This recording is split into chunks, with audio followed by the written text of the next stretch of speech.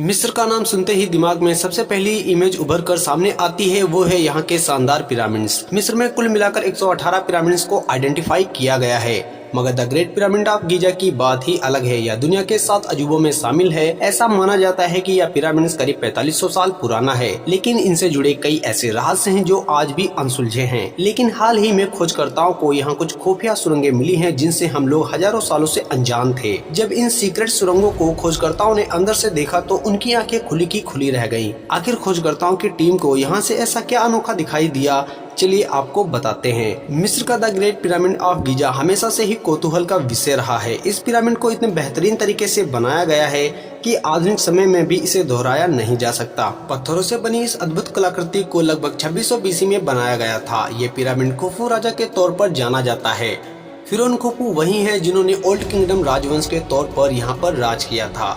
मिस्र का सबसे बड़ा पिरामिड कहलाने वाला यह पिरामिड कभी 481 फीट ऊंचा हुआ करता था, मगर वर्तमान में इसकी हाइट केवल 454 फीट ही रह गई है। हालांकि लोगों में इसके ऊपर दीवानगी अभी भी बरकरार है। खैर आपको बता दें कि इस पिरामिड के नजदीक एक और पिरामिड है जिसे खाक का पिरामिड कहते हैं। दरअसल खाक ग्रेट पिरामिड के निर्माता खुफू के पुत्र थे। मौजूदा समय में इस पिरामिड की हाइट 448 फीट है। इन सब के बीच चौंकाने वाली बात यह है कि इन पिरामिड्स को बनाने के लिए लाखों पत्थरों का इस्तेमाल किया गया है और इन पत्थरों का वजन भी कुछ कम नहीं था। एक पिरामिड को बनाने के लिए लगभग 2.3 मिलियन स्टोन ब्लॉक्स का यूज किया गया है और इन स्टोन ब्लॉक्स में से प्रत्येक का वजन 2.5 से 15 टन है। यह सब जानकर हर किसी के मन में पहला सवाल यही आता है कि इतने वजनी पत्थरों को 481 फीट की ऊंचाई पर कैसे पहुंचाया गया होगा। प्रत्येक ब्लॉक्स को एकदम सही जगह सेट करना, वह भी किसी एडवांस मशीनरी के, हाउ इट्स पॉसिबल।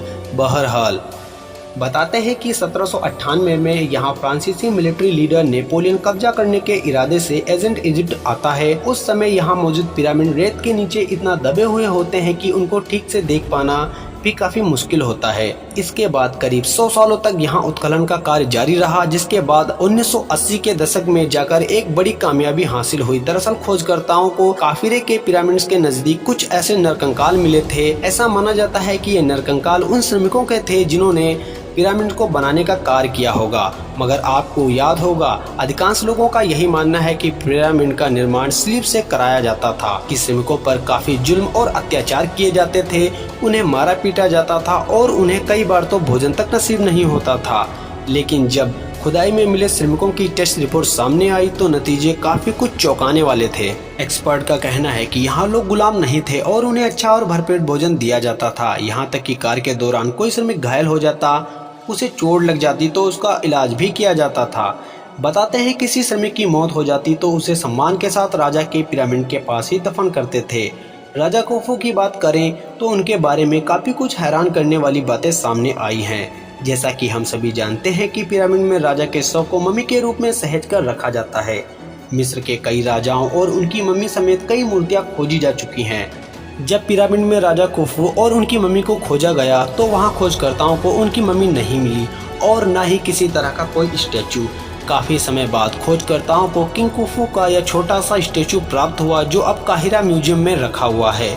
आपको बता दें यह स्टैचू भी महज 1 उंगली के आकार के जितना था। इसके पीछे यह तर्क दिया जाता है कि राजा की मृत्यु के बाद मिस्र का यह इलाका चोर और डाकुओं का ठिकाना बन गया था। इस वजह से पिरामिड के निर्माण और उनसे संबंधित लिखित दस्तावेज का कोई अता पता नहीं है, मगर खोजकर्ताओं ने भी उम्मीद नहीं हारी। आर्कोलॉजिस्ट को पिरामिड स्थल से करीब 200 किलोमीटर की दूरी पर लाल सागर के पास एक प्राचीन सी पोर्ट नजर आई, जिसे देखकर कयास लगाए जा रहे हैं कि राजा खुफू के दौरान इसका इस्तेमाल किया जाता होगा। इस जगह को देखकर ऐसा लगा जैसे वहां एक साथ हजारों लोगों को रहने की व्यवस्था थी, जो कुछ इस तरह दिखाई देते थे।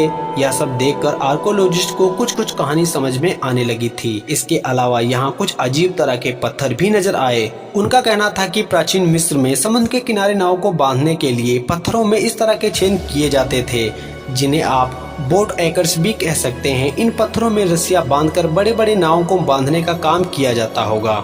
उम्मीद है आपको वीडियो जरूर पसंद आई होगी। वीडियो पसंद आई तो वीडियो को लाइक, चैनल को सब्सक्राइब जरूर कर दें। तो दोस्तों मिलते हैं अगली वीडियो में, तब तक के लिए अपना बहुत सारा ध्यान रखिएगा। धन्यवाद।